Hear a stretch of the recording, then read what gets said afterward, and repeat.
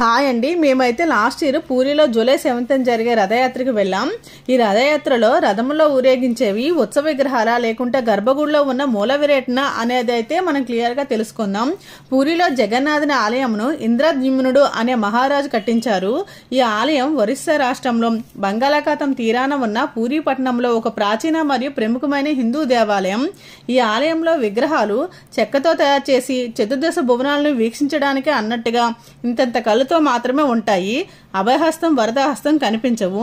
ఈ ఆలయంలో ప్రధాన దైవంగా జగన్నాథుడు, బలరాముడు, సుభద్ర పూజింపబడతారు. అందువల్లనే ఈ ఆలయాన్ని అన్నాచెల్ల ఆలయం అని కూడా అంటారు.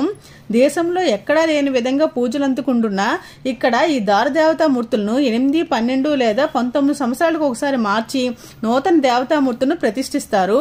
దీన్ని నవకళేబర ఉత్సవం అంటారు.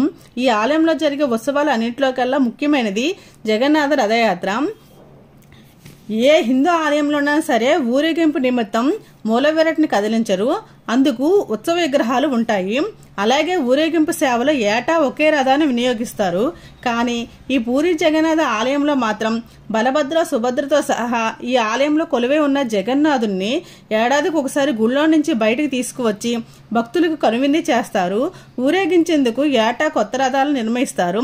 అందుకే ఈ జగన్నాథ రథయాత్రను అత్యంత అపురూపంగా భావిస్తారు.